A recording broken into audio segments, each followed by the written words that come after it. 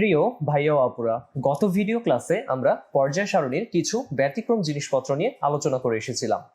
আজকের ভিডিও ক্লাসে আমরা পর্যায় সারণীর অন্যতম গুরুত্বপূর্ণ একটা টপিক নিয়ে আলোচনা করব, যার নাম হচ্ছে মৌলের পর্যায়বৃত্ত ধর্ম। এই টপিকটা তোমাদের এসএসসির জন্য যতটা ইম্পর্টেন্ট, তোমাদের এইচএসসির জন্য ঠিক ততটা ইম্পর্টেন্ট। এবং তুমি যদি এসএসসি থেকে এই মৌলের পর্যায়বৃত্ত ধর্ম সম্পর্কে বিস্তারিত আলোচনা বা ধারণা নিয়ে যেতে পারো, তাহলে তোমার এইচএসসি তো খুব বেশি সুবিধা হবে। তাহলে চলো দেরি না করে আজকের টপিকটা শুরু করা যাক। প্রথমেই এখানে বলা হচ্ছে যে পর্যায় সারণীতে অবস্থিত যে মৌলগুলো রয়েছে তাদের কিছু ধর্ম রয়েছে, যেমন ধাতব ধর্ম, অধাতব ধর্ম, পরমাণুর আকার, আয়নীকরণ শক্তি, তড়িৎ ঋণাত্মকতা কিংবা ইলেকট্রন আসক্তি। তাহলে এই ধর্মগুলোর একটা বিন্যাস রয়েছে। সেটা কিরকম? নির্দিষ্ট পর্যায় অন্তর এই মৌলসমূহের ধর্মের এই যে পুনরাবৃত্তির ঘটনাটা, সেই ধর্মটাকেই বলা হচ্ছে মৌলের পর্যায়বৃত্ত ধর্ম। এটা কিরকম? আমরা এখানে পর্যায় সারণীটার দিকে তাকালে এখানে খেয়াল করব যে এখানে যে মৌলগুলো রয়েছে তাদেরকে তাদের প্রতীক দ্বারা চিহ্নিত করা আছে। এখানে তুমি দেখতে পাচ্ছ যে পটাশিয়াম, ক্যালসিয়াম, কিংবা এ পাশে তুমি কার্বন, নাইট্রোজেন, অক্সিজেন এদেরকে দেখতে পাচ্ছ। এখানে মৌলগুলোকে মূলত একটা টেবিল আকারে সাজানো হয়েছে, যেখানে তাদের ভৌত এবং রাসায়নিক ধর্মগুলো কি, যাদের মধ্যে যাতে একটা ক্রমবিন্যাস থাকে, একটা মিল থাকে, কিংবা একটা পর্যায়ক্রম থাকে। এখন তোমাকে যদি বলা হয় যে আমি যদি তৃতীয় পর্যায়ে অর্থাৎ 3 নম্বর পর্যায়ে বাম থেকে ডানের দিকে যেতে থাকি, মৌল কারা কারা রয়েছে এখানে? Sodium, magnesium, aluminium, silicon, phosphorus, sulphur, chlorine, argon. এখন এই তৃতীয় পর্যায়ে বাম থেকে ডানের দিকে গেলে আমাদের মৌলগুলোর যে আকার, মৌলগুলোর যে পারমাণবিক আকার কিংবা পারমাণবিক ব্যাসার্ধ, তাতে কি ধরনের পরিবর্তন ঘটবে? অর্থাৎ বাম থেকে ডানে গেলে কি মৌলগুলোর আকৃতি বৃদ্ধি পাবে নাকি হ্রাস পাবে? আবার আমি যদি প্রথম গ্রুপের কথা চিন্তা করি, যে এই 1 নম্বর গ্রুপে যত আমি উপর থেকে নিচের দিকে নামবো, এই যে hydrogen, lithium, sodium, potassium, rubidium, caesium, francium, এই যত উপর থেকে নিচে নামবো তত কি তাদের আকারটা বৃদ্ধি পাবে নাকি হ্রাস পাবে? তাদের ধাতব ধর্ম কি বৃদ্ধি পাবে নাকি হ্রাস পাবে? অর্থাৎ এই যে নির্দিষ্ট পর্যায়ে অন্তর অন্তর, মানে 1 থেকে 2, 2 থেকে 3, 3 থেকে 4, এই নির্দিষ্ট পর্যায়ে অন্তর অন্তর মৌলের ধর্মের এই যে পুনরাবৃত্তির একটা ঘটনা রয়েছে, এটাকেই আমরা বলবো মৌলের পর্যায়বৃত্ত ধর্ম। যে তুমি দেখতে পাবে যে মৌলের আকারের ক্ষেত্রে কিংবা আয়নীকরণ শক্তির ক্ষেত্রে বাম থেকে ডানে গেলে একরকম তুমি দেখতে পাচ্ছ, কিংবা উপর থেকে নিচে নামলে অন্যরকম দেখতে পাচ্ছ। অর্থাৎ বাম থেকে ডানে গেলে পরমাণুর আকার যদি ছোট হতে থাকে, উপর থেকে নিচে নামলে তুমি দেখতে পাবে যে আকারটা বাড়ছে। এখন কেন বাম থেকে ডানে গেলে পরমাণুর আকার ছোট হচ্ছে কিংবা উপর থেকে নিচে নামলে কেন বড় হচ্ছে, এই ব্যাখ্যাগুলোই আমরা মৌলের পর্যায়বৃত্ত ধর্ম টপিকটাতে শিখব। তাহলে চলো দেরি না করে আমরা প্রথম পর্যায়বৃত্ত ধর্মটাতে চলে যাই। প্রথম ধর্মটা হচ্ছে ধাতব ধর্ম বা মেটালিক প্রপার্টিস। তাহলে আমাদের জেনে নেওয়া উচিত যে আমরা ধাতু কাকে বলবো। যে সকল মৌল চকচকে, আঘাত করলে ধাতব শব্দ করে এবং তাপ ও বিদ্যুৎ পরিবাহী, তাদেরকে আমরা ধাতু বলে থাকি। তাহলে তুমি খেয়াল করো, এখানে ধাতুর 3টা বৈশিষ্ট্যের কথা বলা হচ্ছে। একটা কি? ধাতু হতে গেলে তাকে চকচকে হতে হবে, তাকে আঘাত করলে ধাতব শব্দ করতে হবে। এখন চকচকে কিছু ধাতুর উদাহরণ আমি যদি তোমাদের বলি, যেমন স্বর্ণ কিংবা রূপা কিংবা সোডিয়ামের ক্ষেত্রে আমরা তাদের একটা কালার দেখতে পাই, যেটা কি চকচকে। আঘাত করলে ধাতব শব্দ করে, অর্থাৎ তুমি যদি লোহার উপরে একটা হাতুড়ি দিয়ে আঘাত করো, তুমি সেখানে একটা শব্দ পাবে, কিংবা তামার উপরে যদি আঘাত করো একটা শব্দ পাবে, যেটাকে আমরা বলছি কি ধাতব শব্দ। তাপ ও বিদ্যুৎ পরিবাহী, একটা লোহার রডের এক প্রান্তে তুমি যদি তাপ দাও বা গরম করো, কিছুক্ষণ পরে তুমি দেখতে পাবে কি যে তার অপর প্রান্তটাও গরম হয়ে যাচ্ছে, তার মানে এখানে তাপের পরিবহন ঘটছে। কিংবা আমাদের বাসাবাড়িতে যে তার ব্যবহার করা হয়ে থাকে, বৈদ্যুতিক তার, এই তারের ভিতরে রয়েছে তামা, যে তামাটাকে বিদ্যুৎ পরিবহন করছে, এবং সেজন্যই আমরা কি আমাদের বাইরে যে কারেন্টের পোল থাকে সেখান থেকে বাসাবাড়িতে বিদ্যুৎ পাচ্ছি, কিংবা তারগুলোর মাধ্যমে বিদ্যুৎ প্রবাহিত হচ্ছে। তাহলে এই সকল বৈশিষ্ট্য ধারণকারী যে মৌলগুলো রয়েছে তাদেরকেই আমরা বলবো কি ধাতু। যেমন এখানে উদাহরণ হিসেবে আমি কয়েকটি ধাতুকে দেখাচ্ছি, যেমন lithium, sodium, silver, potassium, gold বা স্বর্ণ, কপার বা তামা। এরা সবাই কি দেখো, এরা সবাই হচ্ছে ধাতু, এবং এরা সবাই উপরে 3 বা 4টি বৈশিষ্ট্যকে রিপ্রেজেন্ট করছে। যে এরা দেখতে চকচকে, এদেরকে আঘাত করলে তুমি শব্দ পাবে, একটা ধাতব শব্দ। এরা তাপ ও বিদ্যুৎ পরিবহন করে থাকে। এছাড়াও পর্যায় সারণীতে আরো অসংখ্য ধাতু রয়েছে, যাদেরকে আসলে এখন দেখাবো না, আমরা একটু পরে দেখাবো। এখানে যেহেতু আমরা ছবি সহ উদাহরণগুলো দেখতে পাচ্ছি, যাতে তোমাদের মনে থাকে। এরপরে আমরা ধাতব ধর্মের পরের অংশটা পড়ি। আধুনিক সংজ্ঞা অনুযায়ী কাদেরকে ধাতু বলা হচ্ছে? আমরা একটু আগে সাধারণভাবে কাদেরকে ধাতু বলা হয় সেই সংজ্ঞাটা দেখলাম। আধুনিক সংজ্ঞা অনুযায়ী যে সকল মৌল এক বা একাধিক ইলেকট্রন ত্যাগ করে ধনাত্মক আয়নে পরিণত হয় তাদেরকে ধাতু বলে। ধাতুর ইলেকট্রন ত্যাগের এই ধর্মটিকে বলা হয় ধাতব ধর্ম। তাহলে আমরা এর আগের ভিডিও ক্লাসে এর আগের চ্যাপ্টার 3-তে আমরা দেখে এসেছি যে একটি পরমাণুতে কতটি ইলেকট্রন থাকছে এবং কিভাবে এই সংখ্যাটা নির্ধারিত হচ্ছে। আমরা পারমাণবিক সংখ্যা অনুযায়ী জানি যে একটা মৌলের পারমাণবিক সংখ্যা যত হবে, তার কেন্দ্রে ঠিক ততটি প্রোটন রয়েছে এবং তার বাইরে ঠিক ততটি ইলেকট্রন রয়েছে। তাহলে এই ইলেকট্রনকে যখন কেউ ত্যাগ করবে, করার পরে সে আয়নে পরিণত হয়। আয়ন দুই ধরনের হয়, একটা হচ্ছে ধনাত্মক আয়ন আর একটা হচ্ছে ঋণাত্মক আয়ন। যখন তুমি ইলেকট্রন ত্যাগ করো তখন কি ঘটনা ঘটে একটু দেখি। আচ্ছা, তার আগে আরেকটা কথা, যেই মৌলের পরমাণু যত সহজে ইলেকট্রনটা ত্যাগ করতে পারবে সেই মৌলের ধাতব ধর্মটা তত বেশি হবে। তাহলে আমরা চলো উদাহরণ দেখে নেই। এখানে লিথিয়ামের কথা বলা হচ্ছে। আমরা জানি যে লিথিয়ামের প্রতীকটা হচ্ছে Li। লিথিয়াম একটু ধাতু।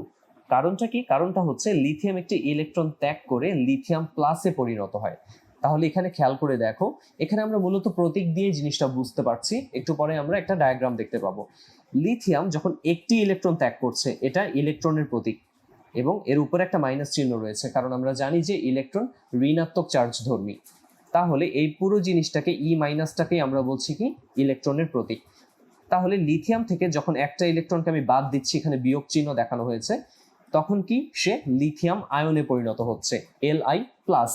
প্লাসটা বা মাইনাস যেটাই চিহ্ন হবে সেটা কি একটু উপরে হবে, অর্থাৎ যে প্রতীকটা তার ঠিক উপরে ডান দিকে। এবার লিথিয়ামের ক্ষেত্রে সে একটি ইলেকট্রন ত্যাগ করে ধাতুতে আয়নে পরিণত হচ্ছে, সেজন্য একটা প্লাস। তুমি যতটি ইলেকট্রন দান করবে এখানে ঠিক ততটা প্লাস হবে। কিন্তু আমরা প্লাস চিহ্ন না দিয়ে সেখানে খেয়াল করে দেখব যে আমরা সংখ্যা দিচ্ছি। যেমন ম্যাগনেসিয়ামের ক্ষেত্রে লক্ষ্য করো, ম্যাগনেসিয়ামের একটি পরমাণু থেকে দুইটি ইলেকট্রন যখন বাদ দেওয়া হয় তখন এখানে Mg2+ এর সৃষ্টি হচ্ছে। 2+ কেন? কারণ দুইটা ইলেকট্রন দান করা হয়েছে বা দুইটা ইলেকট্রন ত্যাগ করা হয়েছে। তাহলে এটা হচ্ছে ম্যাগনেসিয়াম পরমাণু নির্দেশ করছে আর এটা হচ্ছে ম্যাগনেসিয়াম আয়ন নির্দেশ করছে। ঠিক উপরেরটায় এটা লিথিয়াম পরমাণু নির্দেশ করছে আর এটা কি, এটা লিথিয়াম আয়ন নির্দেশ করছে। আর যতটি ইলেকট্রন ত্যাগ করবে তত সংখ্যক প্লাস। এখানে দুইটা প্লাস চিহ্ন আমরা পাশাপাশি না লিখে একেবারে 2+ লিখলাম। আর এখানে একটা ইলেকট্রন ত্যাগ করেছে বলে একটা প্লাস, তো 1 লিখার কোনো প্রয়োজন নেই। এবার আমরা একটা ডায়াগ্রাম দিয়ে দেখি। আমরা জানি যে ম্যাগনেসিয়ামের পারমাণবিক সংখ্যাটা হচ্ছে 12। তার মানে ম্যাগনেসিয়ামে 12টা প্রোটন এবং বাইরে 12টা ইলেকট্রন রয়েছে। তাহলে এই চিত্রটাতে আমরা দেখতে পাচ্ছি প্রথম শক্তি স্তরে 2টি, দ্বিতীয় শক্তি স্তরে 8টি এবং তৃতীয় শক্তি স্তরে 2টি ইলেকট্রন রয়েছে। অর্থাৎ আমরা ইলেকট্রন বিন্যাস কিভাবে ঘটে এটা চ্যাপ্টার 3-তে শিখে এসেছি। তাহলে এই 12টি ইলেকট্রনের মধ্যে ম্যাগনেসিয়াম যখন কি 2টা ইলেকট্রন ত্যাগ করে ফেলবে, তখনই সে কিসে পরিণত হবে? সে ম্যাগনেসিয়াম আয়নে পরিণত হবে। তাহলে দেখো যে এর আগে এটা ছিল ম্যাগনেসিয়াম পরমাণু, এখন 2টা ইলেকট্রন যখন সে ত্যাগ করে ফেললো, এখন সে ম্যাগনেসিয়াম কি আয়নে পরিণত হলো। ভাইয়া, এই কক্ষপথটা কি থাকবে? তৃতীয় কক্ষপথটা না। যখন তুমি ইলেকট্রন ত্যাগ করে ফেলবে, ধরো আমাদের এখানে শেষ কক্ষপথে 2টা ইলেকট্রন ছিল, 2টা ইলেকট্রনই ত্যাগ করে ফেললো যখন, তখন এই কক্ষপথের আর কোনো প্রয়োজন নেই, এই কক্ষপথটা থাকবে না। আবার লিথিয়ামের কথা তুমি যদি চিন্তা করো, আমি যদি তোমাদেরকে একটা ছবি এঁকে দেখাই, লিথিয়ামের ক্ষেত্রে কেন্দ্রে এরকম ধনাত্মক চার্জ, প্রথম শক্তি স্তরে 2টি ইলেকট্রন থাকবে এবং দ্বিতীয় শক্তি স্তরে 1টি ইলেকট্রন থাকবে। এটা হচ্ছে লিথিয়াম পরমাণু।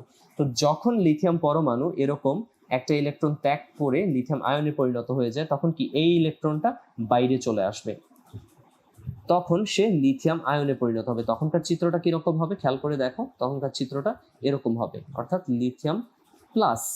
ঠিক আছে, ঠিক একটু আগে যে ম্যাগনেসিয়ামের কথা বলছিলাম, যখন ম্যাগনেসিয়াম 2টা ইলেকট্রন ত্যাগ করে ফেললো, তখন কি তৃতীয় শক্তি স্তরের তো কোনো কাজ নেই, অর্থাৎ ইলেকট্রন নেই মানে সেখানে শক্তি স্তরকে আমরা কল্পনা করব না। তাহলে আমরা খুব সহজে বুঝতে পারলাম যে কিভাবে কোনো একটা ধাতু থেকে আয়নে পরিণত হয়। আবার তুমি চিন্তা করো যে অ্যালুমিনিয়ামের কথা যদি আমরা চিন্তা করি, অ্যালুমিনিয়াম থেকে 3টা ইলেকট্রনকে ত্যাগ করলে সেখানে অ্যালুমিনিয়াম 3+ মানে অ্যালুমিনিয়াম আয়নের সৃষ্টি হয়। অ্যালুমিনিয়ামের ক্ষেত্রেও তাহলে আমরা ম্যাগনেসিয়ামের মতন এরকম একটা ডায়াগ্রাম কি আঁকতে পারবো নিজেরাই। তাহলে খেয়াল করে দেখো, আমরা মূলত আজকে শিখলাম কি? আজকে শিখলাম আমরা এখন পর্যন্ত ধাতব ধর্মটা কি এবং ধাতুর আধুনিক সংজ্ঞা আর ধাতুর সাধারণ সংজ্ঞা। এবং আমরা এটাও শিখলাম যে কোনো একটা মৌল বা তার পরমাণু যত সহজে ইলেকট্রনটা ত্যাগ করতে পারবে তার ধাতব ধর্মটা ঠিক তত বেশি হবে। এবং আমরা উদাহরণের মাধ্যমে দেখলাম যে কিভাবে ইলেকট্রন ত্যাগ করে কোনো একটি পরমাণু ধাতব আয়ন, ধনাত্মক আয়ন বা ধাতব আয়নে পরিণত হচ্ছে। এরপরে খেয়াল করে দেখো যে এখানে বলা হচ্ছে পর্যায় সারণীতে যে কোনো পর্যায়ের বাম থেকে ডানে গেলে ধাতব ধর্ম হ্রাস পায়, আবার উপর থেকে নিচে নামলে ধাতব ধর্ম বৃদ্ধি পায়। এটা কেন ঘটে আসলে? এখানে আমরা পর্যায় সারণীর মাধ্যমে এই জিনিসটা খেয়াল করব যে এখানে বলা হচ্ছে বাম থেকে ডানে গেলে ধাতব ধর্মটা হ্রাস পাবে। এটা কেন ঘটে আমি খুবই সংক্ষেপে তোমাদেরকে এই কারণটা জানাবো। এর কারণটা হচ্ছে যত আমরা বাম থেকে ডান দিকে যাই, অর্থাৎ এখানে ধরো সোডিয়াম, ম্যাগনেসিয়াম, তারপরে অ্যালুমিনিয়াম, সিলিকন, ফসফরাস, সালফার বাম থেকে ডানে যাচ্ছে, এটা 3 নাম্বার পর্যায়ে। তো যত আমি বাম থেকে ডানে যাই তত কি ঘটনা ঘটে একটু খেয়াল করো। সোডিয়ামের ক্ষেত্রে তার কেন্দ্রে 11টা প্রোটন রয়েছে এবং বাইরে 11টা ইলেকট্রন রয়েছে।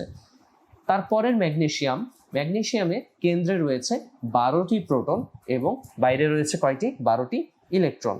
তাহলে আমি যদি খুব সংক্ষেপে এই সোডিয়াম এবং ম্যাগনেসিয়ামের কথাই তোমাকে বলতে থাকি, এখানে কেন্দ্রে রয়েছে 11টা প্রোটন আর এখানে রয়েছে কেন্দ্রে 12টা প্রোটন। আর এর ঠিক বাইরে কি রয়েছে? এর ঠিক বাইরে ইলেকট্রনগুলো রয়েছে। ধরো এই শক্তি স্তর, আরো 2টা শক্তি স্তর এখানে আমরা আঁকতে পারি চাইলে, ঠিক আছে। পরের শক্তি স্তরে রয়েছে কয়টা? পরের শক্তি স্তরে রয়েছে ঠিক 8টা ইলেকট্রন এবং শেষ শক্তি স্তরে একটা। ম্যাগনেসিয়ামের ক্ষেত্রেও তাই, ম্যাগনেসিয়ামেরটা আমি আর আঁকলাম না। সোডিয়ামের ক্ষেত্রে কেন্দ্রে চার্জটা কত? +11। আর ম্যাগনেসিয়ামের ক্ষেত্রে কেন্দ্রে চার্জটা কত? +12। আর সোডিয়ামের ক্ষেত্রে বাইরে 11টি ইলেকট্রন, ম্যাগনেসিয়ামের ক্ষেত্রে এরকম বাইরে রয়েছে 12টি ইলেকট্রন। যত আমি বাম থেকে ডানে যাচ্ছি খেয়াল করে দেখো আমার কেন্দ্রে প্রোটন সংখ্যা কিন্তু বৃদ্ধি পাচ্ছে। অ্যালুমিনিয়ামের ক্ষেত্রে কেন্দ্রে 13টি প্রোটন, সিলিকনে 14টি, ফসফরাসে 15টি, এভাবে বাড়তে থাকে। আবার তার পাশাপাশি বাইরের শক্তি স্তরগুলোতে ইলেকট্রন সংখ্যাও বাড়তে থাকে। কিন্তু যত কেন্দ্রে প্রোটন সংখ্যাটা বৃদ্ধি পায় সে তত জোরে বাইরের যে ইলেকট্রনগুলো রয়েছে তাদেরকে আকর্ষণ করতে থাকে, কারণ আমরা জানি যে ধনাত্মক চার্জ এবং ঋণাত্মক চার্জ পরস্পরকে আকর্ষণ করবে। এবং সে কারণেই যত আমার বাম থেকে ডানে যাওয়া হচ্ছে কেন্দ্রে প্রোটন সংখ্যা বৃদ্ধি পাচ্ছে এবং প্রোটন সংখ্যা বৃদ্ধি পাওয়ার কারণেই তারা কি করছে? পূর্বের তুলনায় অর্থাৎ সোডিয়ামের তুলনায় ম্যাগনেসিয়ামে যেহেতু 12টা প্রোটন, আকর্ষণটা বেশি, অর্থাৎ বেশি বলে সে সেই প্রোটনগুলো ইলেকট্রনগুলোকে আকর্ষণ করছে। অ্যালুমিনিয়ামের ক্ষেত্রে কি? কেন্দ্রে 13টা প্রোটন, বাইরে 13টা ইলেকট্রন, এখানে আকর্ষণটা আরো বেশি। সিলিকনের ক্ষেত্রে কি? 14টা প্রোটন কেন্দ্রে, বাইরে 14টা ইলেকট্রন, আকর্ষণ আরো বেশি। যত এরকম আকর্ষণটা বেড়ে যায় তত কি পরমাণুর আকারটা সংকুচিত হতে থাকে। কিরকম? এবার আমি যদি তোমাকে আকৃতিটা দেখাই আমাদের এখানকার ম্যাগনেসিয়ামের, তাহলে ধরো এটা তার প্রথম শক্তি স্তর যেখানে 2টা ইলেকট্রন রয়েছে। এখানে একটু কাছাকাছি হয়ে গেছে আসলে ছবিটা, এই জন্য হিজিবিজি লাগছে। তো আশা করি তোমরা বুঝতে পারছো। এখানে কয়টা ইলেকট্রন? এখানে 8টা ইলেকট্রন। আর তারপরের এটা হচ্ছে তার যেই তৃতীয় শক্তি স্তরটা। তাহলে খেয়াল করে দেখো, আমি যদি একটা সাধারণ ছবি এঁকে দেখাই, এটা হবে সোডিয়ামের আকার, তারপরে ধরো এটা হলো ম্যাগনেসিয়ামের আকার। দেখো আকারটা কিন্তু ছোট হচ্ছে। আবার তুমি পরেরটাতে যাও, অ্যালুমিনিয়ামের আকারটা কি হবে? আরেকটু ছোট হবে। সিলিকনের আকারটা কি হবে? আরেকটু ছোট হবে। অর্থাৎ বাম থেকে যত আমি ডানে যাচ্ছি এই প্রোটন সংখ্যা, কেন্দ্রে প্রোটন সংখ্যা বৃদ্ধির কারণে এবং আকর্ষণ বলটা বৃদ্ধির কারণে পরমাণুর আকারটা সংকুচিত হয়ে যাচ্ছে। এবার তাহলে এটার সাথে ভাইয়া আমাদের ধাতব ধর্মের সম্পর্কটা কোথায়? আকারের সাথে। তুমি একটা জিনিস খেয়াল করো যে এখানে আমাদের সোডিয়াম থেকে আমি যখন তার শেষ ইলেকট্রনটাকে ত্যাগ করাবো, কারণ আমরা একটু আগেই দেখে আসলাম যে যত সহজে ইলেকট্রন কোনো মৌল বা পরমাণু ত্যাগ করতে পারবে তত তার ধাতব ধর্মটা বেশি হবে। তাহলে খেয়াল করো যে এখানকার কেন্দ্র থেকে এই শেষ ইলেকট্রনটা যত দূরত্বে রয়েছে, ম্যাগনেসিয়ামের কেন্দ্র থেকে তার শেষ দুটো ইলেকট্রন কি তার চেয়ে কিছুটা হলেও কম দূরত্বে রয়েছে, এবং এখানে কেন্দ্র থেকে সর্বশেষ ইলেকট্রনের উপরে যে আকর্ষণ বলটা, এখানে দূরত্বটা বেশি। ম্যাগনেসিয়ামের ক্ষেত্রে কেন্দ্র থেকে সর্বশেষ ইলেকট্রনের উপরে যে আকর্ষণ বলটা তারটা কি কিছুটা হলেও বেশি হবে, কারণ কি এখানকার দূরত্বের তুলনায় কি কম। ম্যাগনেসিয়ামেরটার ক্ষেত্রে পারমাণবিক ব্যাসার্ধটা কম, আর সোডিয়ামের ক্ষেত্রে পারমাণবিক ব্যাসার্ধটা কিছুটা বেশি। আবার ম্যাগনেসিয়াম থেকে আমি যদি অ্যালুমিনিয়ামে যে খেয়াল করে দেখো, তার পারমাণবিক ব্যাসার্ধটা কি আরো কম। তার মানে পারমাণবিক ব্যাসার্ধটা বা পরমাণুর আকারটা যত কমছে, তত কি কেন্দ্র থেকে সর্ববহিস্থ শক্তি স্তরে ইলেকট্রনের উপর আকর্ষণ বলটাও বৃদ্ধি পাচ্ছে। আর আকর্ষণ বল বৃদ্ধি পাওয়া মানে কি, আমি সহজে আর শেষ কক্ষপথের ইলেকট্রনগুলোকে ত্যাগ করতে পারছি না বা ছাড়তে পারছি না। এই কারণেই আকার যত বড় হচ্ছে, তত কি আমার ইলেকট্রন ছাড়তে সুবিধা হচ্ছে। আর ইলেকট্রন ত্যাগ করতে বা ছাড়তে সুবিধা যত বেশি, তার ধাতব ধর্মটা কি হবে, তত বেশি হবে। আবার বাম থেকে ডানে গেলে খেয়াল করো যে আকারটা ধীরে ধীরে ছোট হচ্ছে। আকার ছোট হওয়ার কারণে কি হবে, এখানে কেন্দ্র থেকে সর্ববহিস্থ শক্তি স্তরে ইলেকট্রনের উপরে আকর্ষণ বলটা বেশি হবে, তার মানে সহজে আমি ত্যাগ করতে পারবো না।